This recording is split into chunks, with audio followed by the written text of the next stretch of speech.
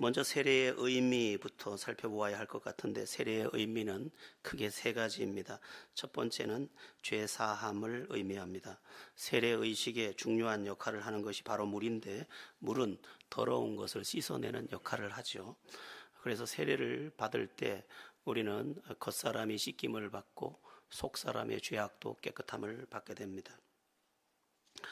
세례라는 말은 잠근다, 적신다, 그런 뜻을 가지고 있는데, 그 전 존재를 새롭게 씻어낸다라는 말이 됩니다. 이 물은 주님의 피를 의미하기 때문에 그가 가진 모든 죄악까지도 다 깨끗하게 씻어주셔서 그를 정결하게 한다. 죄사함의 의미가 있습니다. 만약 내가 예수를 믿는 것이 진실이고 그 진실 가운데 세례를 받았다면 그 진실한 믿음이 그의 죄사함을 받게 할 것입니다. 두 번째, 세례의 의미는 뭐냐면 다시 태어났다라는 의미입니다. 세례를 머리에 베푸는 것은 물에 잠겨 죽었다는 뜻인데, 이제 나의 옛사람이 죽고 이제 세례가 마치고 다시 새 사람으로 태어나게 되었다는 것입니다. 인간은 태어난 모양을 가지고 살게 되어 있습니다. 나무도 보면 구부러진 소나무는 구부러진 채로 평생을 살아야 합니다. 그러면 이 소나무는 늘 구부러진 아픔을 겪고 살아야겠죠. 이 소나무가 새 삶을 사는 비결은 다시 태어나는 길밖에 없습니다. 그런데 소나무에겐 다시 태어날 길이 없어요. 그런데 예수 믿는 사람은 born again, 다시 태어나는 은혜를 주시는데, 그게 믿고 세례를 받은 자에게 하나님이 주시는 은혜라는 것입니다. 그러므로 이것은 다른 말이 아니라 실제로 다시 태어남이 내 안에 경험되어지는데, 오늘 당장 그것이 이루어지는 것이 아니라 이미 이루어졌고 완성되어져 가게 되어 있습니다. 그러므로 여러분들은 하나님의 자녀로 오늘 다시 태어날 것이고, 이미 태어난 여러분들은 계속해서 하나님의 은혜 안으로 들어가게 될 것입니다. 세 번째 세례의 의미는 뭐냐면 만인에게 선포한다는 공포의 의미입니다. 이제는 나는 크리스찬입니다. 나는 하나님의 자녀입니다. 이렇게 하나님 앞과 사람 앞에서 공포하는 것입니다. 여러분, 모든 예식은 사실은 공포의 의미를 갖고 있습니다. 입학식, 이제 이 학교의 학생이 되었다는 선포입니다. 졸업식, 이제 이 학생은 이 학교를 졸업했다는 선포입니다. 마찬가지로 오늘 결혼식, 부부가 되었다는 선포입니다. 마찬가지로 오늘 세례는 내가 하나님의 사람이 되었습니다. 나는 크리스찬입니다. 나는 이제 하나님과 동행합니다. 그렇게 많은 사람들에게 공포하는 겁니다. 종교적인 신앙이 아니고 이제 형식적인 신앙이 아니라 구체적으로 나는 하나님의 사람이 되었음을 이제 공포하게 되는 것입니다. 그러면 이렇게 세례를 받고 죄사함을 받고 다시 태어나고 하나님의 자녀가 되었다고 하는데, 그것은 단지 예식에 불과한 것입니까? 그렇지 않습니다. 기독교 신앙은 형식만을 전혀 갖추고 있지 않습니다. 물론 예배라는 형식을 가지고 있지만, 이 예배 형식에 우리는 예배를, 예전에 사람들이 예배 보고 왔다, 예배 보러 가자라는 말도 썼는데, 그렇게 구경꾼으로 여기 있는 것은 절대로 아닙니다. 이 예식 중에는 성령의 임재가 있고 하나님께서 준비한 놀라운 치유와 회복도 함께 있습니다. 마찬가지로 오늘 우리가 세례를 베풀고 성찬을 나눌 때에도 그런 하나님이 준비한 은혜가 우리를 향하여 있다는 것을 알아야 합니다. 그러면 이 세례식, 이 세례 예식에서 하나님은 우리에게 무엇을 주실까? 예수님의 세례받는 장면을 통해서 우리는 그 사실을 알아낼 수 있게 됩니다. 물론 예수님은 우리처럼 죄가 없으시기 때문에 세례를 받으실 이유가 전혀 없습니다. 오늘 본문 14절도 보면 세례를 베풀던 세례 요한이 세례를 받으려 오는 예수님을 보고, 내가 당신에게 세례를 받아야 할 터인데 당신이 내게로 오나이까? 이렇게 질문하는 것을 볼 수 있습니다. 예수님이 뭐라고 대답하십니까? 15절을 보니까 이제 허락하라. 우리가 이와 같이 하여 모든 의를 이루는 것이 합당하니라. 이에 요한이 허락하는지라. 예수님이 세례를 받음으로 세례가 가져다주는 결과를 보여주고자 하셨고, 또 세례의 모범을 보여주시고자 하셨습니다. 우리가 주목할 것은 예수님이 세례 받으실 때 어떤 일이 일어났는가 하는 것입니다. 예수님에게 일어났던 일, 예수님의 그 행적 가운데는 우리가 장차 얻게 될 것들이 항상 내포되어 있기 때문에 잘 보아야 합니다. 예수님이 십자가에 못 박혀 죽으실 때 예수 믿는 사람도 십자가에 못 박혀 죽은 것입니다. 또 한 가지, 예수님이 부활할 때 예수 믿는 사람도 부활하게 된다는 뜻입니다. 예수님이 하늘로 올라가셨는데 예수 믿는 그도 하늘로 올라간다는 뜻입니다. 예수님께서 하나님 보좌 우편에 앉아 계신데 예수 믿는 사람도 하나님 나라 우편에 또한 그 영광 중에 들어가게 된다는 뜻입니다. 그러니까 오늘 세례도 마찬가지, 예수님이 세례받을 때 일어났던 일은 오늘 세례받는 우리에게도 일어난다라는 뜻이 되는 것입니다. 그러니까 그냥 교회만 다니는 사람은 모르지만 그가 진짜 예수를 믿어서 진짜 세례를 받았다, 그가 성령의 은혜도 알고 있다, 그러면 오늘 이 일들이, 예수님에게 일어난 일들이 실제로 그에게도 일어나게 됩니다.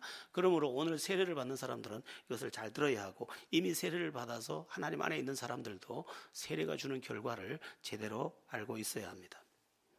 자, 그러면 예수님께서 세례를 받으실 때 어떤 일이 있었느냐, 16절을 우리 다시 한번 읽어보겠습니다. 16절입니다. 예수께서 세례를 받으시고 곧 물에서 올라오실새 하늘이 열리고 하나님의 성령이 비둘기같이 내려 자기 위에 임하심을 보시더니. 예수님께서 세례를 받고 물에서 올라오실 때에 하늘이 열렸다고 되어 있습니다. 물에서 올라오셨다는 말은 예수님이 세례를 받은 장소가 요단강이었기 때문에 그렇습니다. 그러니까 오늘 세례를 받고 이 말과 동일합니다. 그때 어떤 일이 있었습니까? 하늘이 열리고, 첫 번째가 하늘이 열리고. 여러분, 내가 예수를 온전히 진짜 참으로 믿고 예수님을 나의 구세주로 받아들이고 세례를 받는 그가 있다면 그는 오늘부터 하늘이 열리는 것을 보게 될 것입니다. 이 하늘이 열린다는 말은 우리의 인생과 우리의 전 존재에 매우 절대적으로 절실한 것입니다. 여러분, 씨를 많이 뿌리면 뭐합니까? 때를 맞춰서 비가 내리지 않는데, 비가 많이 오면, 씨를 많이 뿌리면 뭐합니까? 때를 맞춰 햇살이 내리지 않는데, 하늘이 열리지 않으면 모든 수고가 헛수고가 되는 것입니다. 어떤 사람들은 보면 굉장히 부지런히 사는데 늘 누리지를 못합니다. 거두지도 못합니다. 어떤 사람은 돈이 많은데 늘 눌리면서 삽니다. 여러분, 돈이 복이라고 무조건 여기지만 돈도 복이 될 때 복이 되는 것입니다. 그런데 하늘이 열리고 나니까 그게 다 복이 되는 것입니다. 창문을 크게, 집을 지을 때 창문을 크게 지어 놓으면 얼마나 좋습니까? 경치도 좋고. 그러나 하늘이 열리지 않으면, 하늘 바람이 와서 창을 깨면 나는 재앙을 만나는 것입니다. 하나님께서 하늘을 열어서 그를 복주시지 않으면 그가 모든 수고를 하고 모든 것을 다 갖춰도 모든 것이 헛되게 되는 것입니다. 그러니까 우리가 예수를 믿을 때 하늘이 열린다는 말은 우리의 육신적으로도 하나님의 은혜가 내 삶에 비추기 시작했다라는 뜻이 됩니다. 어떤 사람은 겉은 화려한데 속이 너무너무 엉망입니다. 어떤 사람은 겉도 속도 엉망입니다. 어떤 사람은 자기의 삶이 왜 살아야 되는지 모른다고 합니다. 며칠 전에 어떤 분을 만났는데 제가 그분에게 어떤 도움을 주고 싶어 물었더니 그분은 저에게 이렇게 이야기했습니다. 목사님, 저 그냥 이렇게 죽고 싶어요. 될 수 있으면 빨리 죽고 싶어요. 그냥 내 스스로 죽을 수는 없고 죽었으면 좋겠어요. 너무 힘들어요. 사람 때문에 힘들고 사는 게 힘들고 일이 힘들고 다 힘들어요. 어쩌면 그 정도가 다 다르지만 많은 사람들이 무거움 속에 신음하고 있는 그 장면이라고 보아야 할 것입니다. 하늘이 열리지 않으면 우리의 인생은 너무너무 고단하고 내 마음도 너무너무 고단하게 됩니다. 그뿐만이 아닙니다. 하늘이 열릴 때 우리는 하늘에 속한 삶을 살 수 있고 하늘에 열린 하늘로 들어가서 죽어도 다시 살고 영원히 사는 그 영광의 나라의 주인이 될 수 있습니다. 고린도전서 15장은 이렇게 말씀하고 있습니다. 죽은 자의 부활도 그와 같으니 썩을 것으로 심고 썩지 아니할 것으로 다시 살아나며 욕된 것으로 심고 영광스러운 것으로 다시 살아나며 약한 것으로 심고 강한 것으로 다시 살아나며 육의 몸으로 심고 신령한 몸으로 다시 살아나나니 육의 몸이 있은즉 또 영의 몸도 있느니라. 이 말은 무슨 말이냐면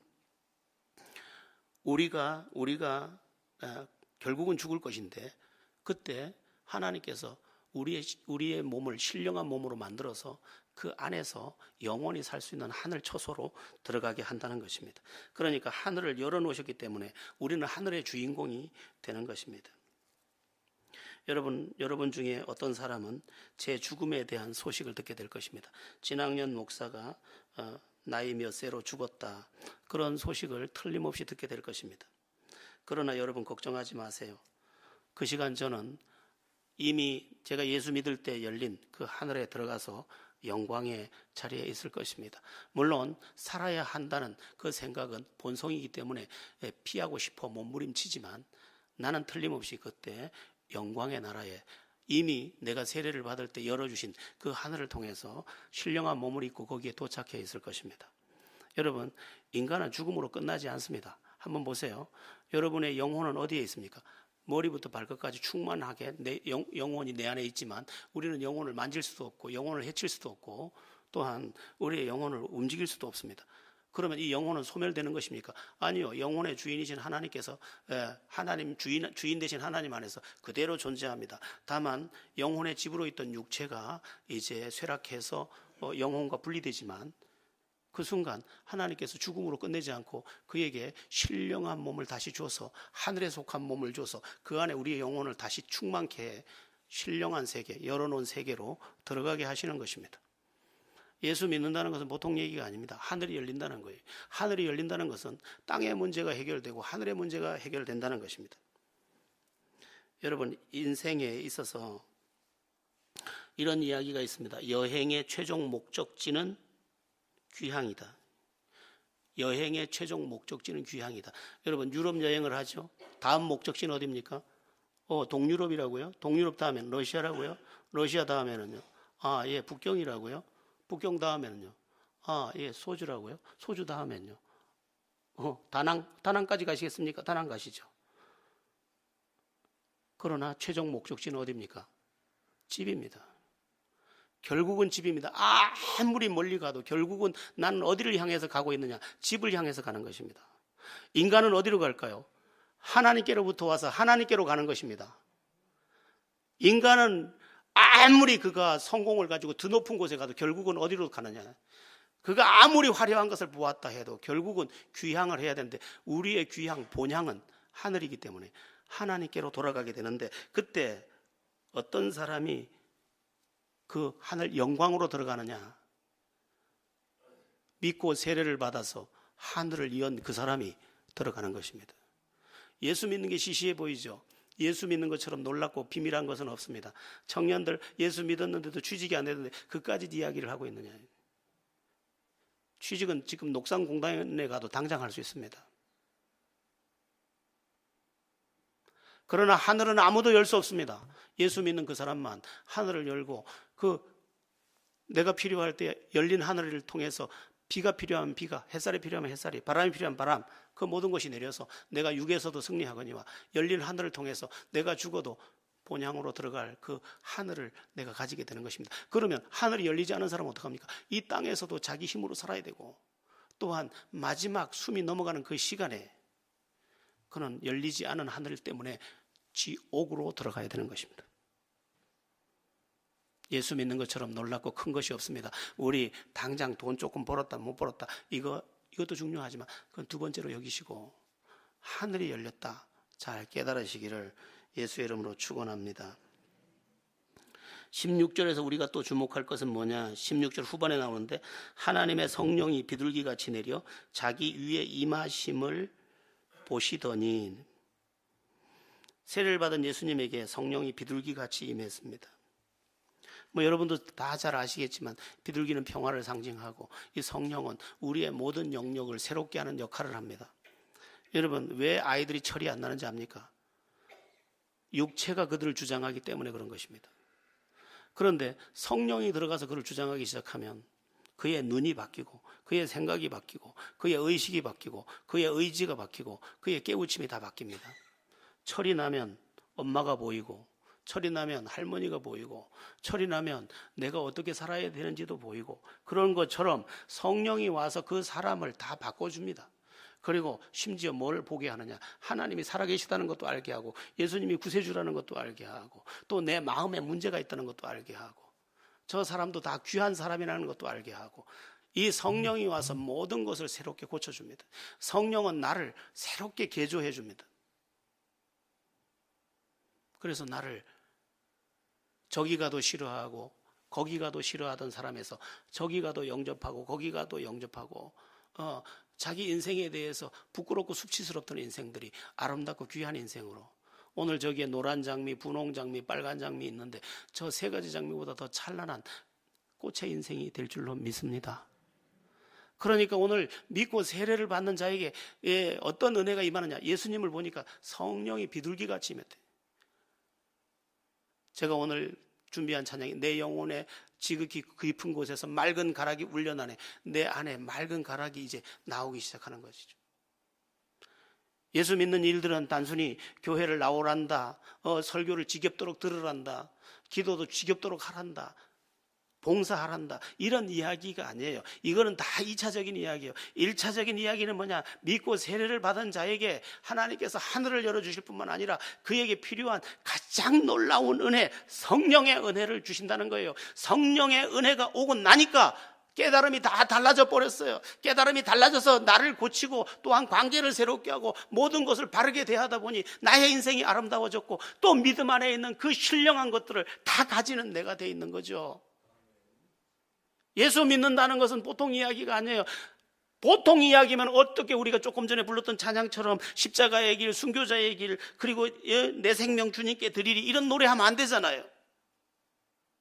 은혜가 내게 왔는데 이걸 다 못 갚은 게 너무 아쉬워서 내 생명이라도 좀 드리고 싶은 이 간곡함이 있으려면 뭐가 있어야 돼요? 내 생명을 드려도 아깝지 않을 만큼의 무슨 은혜가 있어야 될 거 아니에요. 그 무슨 은혜는 어디서 와요? 성령, 예수를 믿을 때 임한 성령이 와서 나를 주장해서 나를 변화시키고 예수를 깨닫게 하고 천국을 보게 하고 신령한 것들을 다 알게 하고 나를 행복의 터를 만들어 주시고, 또한 비둘기같이 임한 성령이 내 안에 평화가 돼주고, 이 모든 것이 내게 성립될 때 비로소 내 생명 주님께 드리리, 이렇게 찬양하는 것이지, 그냥 아무것도 없는데 네가 나한테 뭐 줬는데 이렇게 되는 거하고는 이게 차원이 다르다는 것입니다. 예수 당신이 나한테 준 게 뭐 있는데 내 생명을 드려? 있어야지 드릴 거 아니에요. 있어야지. 인간은 지극히 이기적인 존재예요. 그런데 목숨을 드려도 아깝지 않을 은혜가 내게 왔기 때문에 내가 지금 목숨을 드려도 기꺼이 좀 드리고 싶다고 이야기하는 것이 아니겠습니까? 그러니까 오늘날 많은 사람들이 우리 기독교 신앙을 싸구려로 만들어 버렸어요. 그런 싸구려가 아니에요. 이건 정말 비교할 수 없는 거예요. 그런데 오늘 우리는 너무너무 세상적이고 정욕적이고 마귀적이고 껍데기만 신앙에 탈을 쓴 경우가 너무 허다해요. 이게 우리의 비극이. 중요한 게 뭐냐면 힘으로도 능으로도 아니 되되 나의 영으로 되느니라. 네가 잘 살고 싶지 않은 애가 아니야. 네가 그런 짓 할 사람이 아니야. 너는 원래 착한 애야. 그런 말요? 교도소 가보세요. 흉악범 만나보세요. 다 착해요. 다 순해요. 수줍어서 말도 못해요. 사람을 죽이던 사람이 수줍어서 말도 못한다니까. 그 사람 진짜 착하대요. 말하기 전에 몰라요. 나운채라고 뉴욕에서 광야 예배 인도하는 분 계세요. 미국에서 30년 동안 광야 예배 인도하고 있어요. 근데 어떤 사람이 와가지고 예수를 믿고 막 기뻐서 어쩔 줄을 모르는 거예요. 예? 그래서 저 사람 뭐가 되겠다 싶어가지고 가까이 갔는데 그 예배 현장에 와서 누가 수갑을 딱 채우는 거예요. 예? 미국 경찰 이름이 뭐예요? FBI인가? 맞아요? 뭐예요? 미국 경찰이 뭐예요? 예? FBI 맞지? 경찰이란다. 장로님 맞으세요? 딱 수갑을 차고 살인범으로 데리고 가는 거예요. 어제 저녁에 사람을 둘이나 죽이고 온 거예요. 그런데 그 자기를 감추려고 교회 와서 은혜 받은 척 하는 거예요. 그렇게 순진해 보이던 사람이, 그렇게 순수해 보이던 사람이 이런 흉악한 자였다니 겉으로 몰라요. 껍데기 믿지 마세요. 그런데 다 착해. 여기 제가 한 사람 한 사람을 다 대해보면 다 착해. 저 순한 사람이. 그런데 자기를 못 바꾼다니까요, 본래. 그런데 뭘로 된다고? 힘으로도 능으로도 아니 되되 나의 영으로 되느니라. 성령이 들어가니까 그를 바꿔. 그런데 누구에게 그런 은혜를 주신다고요? 믿고 세례받은 그에게 주신다고. 제 인생에서 믿고 세례를 받은 것처럼 위대한 일이 또 있을까? 그게 단순한 예식인 줄 알았지만 그때 그 예식은 평생을 두고 나에게 이런 은혜를 계속 지금도 계속 주고 있다. 지금도. 성령 충만을 받았던 그 심령들 뿐이 아니에요. 그가 속한 가정, 그가 속한 마을, 그가 속한 모든 직장 다 기적이 되었습니다. 이 부산에서는 한국유리, 여기 송월타월 다 그분들 성령 충만 받고 믿음 안에서 살았는데 하나님이 그들을 쓰신 거 아니에요. 가정도 달라져요. 평양에 성령의 역사가 임할 때 평양 시내가 술집이 다 문을 닫지 않았어요. 그뿐이 아니에요. 가정마다 이제 사랑이 싹트기 시작했어요. 성령이 임하면 성령이 그에게 가서 주장을 하면 모든 것이 달라진다니까. 그런데 그걸 누구에게 주느냐? 믿고 세례를 받은 그에게 하나님이 주시는데, 예수님의 형상, 그 예수 믿는 예수님이 세례받고 나올 때 그 모습과 같은 것이 그에게 임하는데, 오늘 당장 임하는 것이 아니라 오늘부터 시작해서 계속 임하는 것입니다. 저는 지금도 그 은혜를 누리고 오늘 아침도 지금 이 순간도 주께서 주시는 은혜를 제가 느끼고 있으며 경험하고 있습니다. 자, 세례를 받을 때 또 예수님 세례 받을 때 어떤 일이 있었느냐? 17절을 보겠습니다. 17절입니다. 합독합니다. 하늘로부터 소리가 있어 말씀하시되 이는 내 사랑하는 아들이요 내 기뻐하는 자라 하시니라. 자, 세 번째는 뭐냐면 하늘로부터 하나님의 음성이 들렸다는 것입니다. 이것은 우리의 세례가 부르는 또 다른 결과입니다. 우리가 세례를 믿음으로 온전히 받고 믿음으로 살기로 결심하고, 오늘 이것은 결심하는 것과 같거든요. 세례는 결심을 하고 믿음으로 나아가기 시작했더니 세상에 하늘에서 음성이 들려요. 이것은 대비되는 말씀입니다. 여지껏 우리가 들은 소리는 땅의 소리였어. 땅의 소리는 무슨 소리예요? 불평의 소리, 한숨 소리, 원망의 소리, 미워하는 소리, 시기하는 소리, 다툼의 소리, 분노의 소리, 다 땅의 소리들은 한숨 아니면 탄식 아니면 원망 아니면 자기 잘났다는 이야기 아니면 자기 변명 아니면 열등감에서 나오는 소리 아니면 우울함에서 나오는 소리 아니면 다 땅의 소리들은 다 그늘이 졌어요.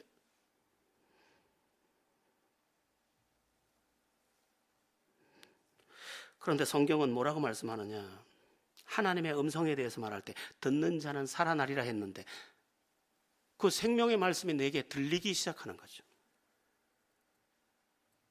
비로소 하늘 음성이 내게 도착하기 시작하는 거예요. 내가 세례를 받고 난 후에, 다시 말하면 결심해서 크리스찬이 되기로 결심하고 주님 앞에 나를 바쳤는데 그때부터 세미한 음성이 들려오더라는 거죠. 여러 가지 음성이 들리겠죠. 물론 목소리로 들리는 것은 예수님의 경우고, 우리에게는 말씀으로 들리기도 하고 마음에 들리기도 하는데, 때로는 내가 너를 사랑한다, 내가 너와 함께한다. 우리가 잘 아는 이사야서 41장 10절 같은 두려워하지 말라, 내가 너와 함께함이라, 놀라지 말라, 나는 내 하나님이 됨이라, 내가 너와 함께하리라, 내가 너를 도와주리라, 내가 참으로 의로운 오른손으로 너를 붙들리라. 이러한 음성을 계속 주시는 것이죠. 하나님의 음성이 들리기 시작하니까 위로의 영이 같이 역사하는 거죠.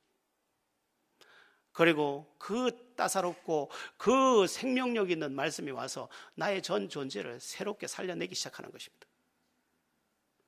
에스겔 골짜기의 마른 뼈들에게 하나님의 말씀을 대언했더니 그 뼈들이 살아나서 이스라엘의 군대가 됐던 것처럼, 그 쓸모없어 보이는 사람에게도 이제 말씀이 들어가더니 그 사람이 살아나더라는 거예요. 듣는 자는 살아나리라는 것이 그냥 이야기가 아닌 것이죠. 그래서 하나님께서 신명기서를 공부해 보면 신명기에서 계속 말하는 거예요. 쉐마 이스라엘, 쉐마 이스라엘, 이스라엘아 들어라. 그런데 들을 귀가 있는 자는 들을 것이오라고 주님이 또 말씀했는데 안 들립니다. 그런데 언제 들리느냐? 내가 믿고 세례를 받을 때, 다시 말하면 예수를 구세주로 인정하고 내가 결심하고 주를 붙잡기 시작했을 때부터 이제 하늘 음성이 시작되는 것입니다.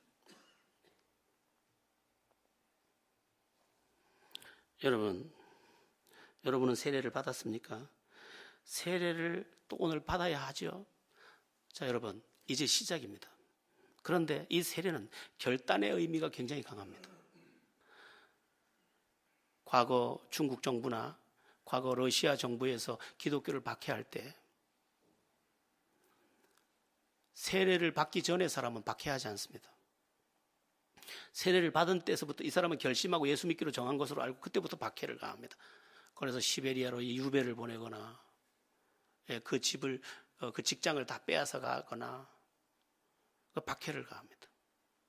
그러니까 그 당시 그 공산당 정권 밑에서 예수를 믿으려고 하면 결심이 엄청나야 하는 것입니다. 그런데 그 결심을 하고 믿었더니 이런 일들이 일어나더라는 거죠. 하늘이 열려요. 여러분, 하늘이 안 열리는데 어떻게 믿겠어요? 성령이 와서 주장해요. 성령이 주장해 주자면 어떻게 믿겠어요? 그 박해 중에.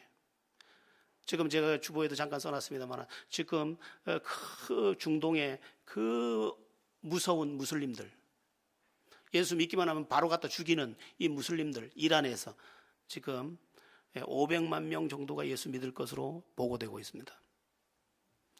1987년 통계에 의하면 500여 명 정도 된다고 보았는데 지금 얼마 되지 않은 사이에, 그래서 이런 보고가 올라왔습니다.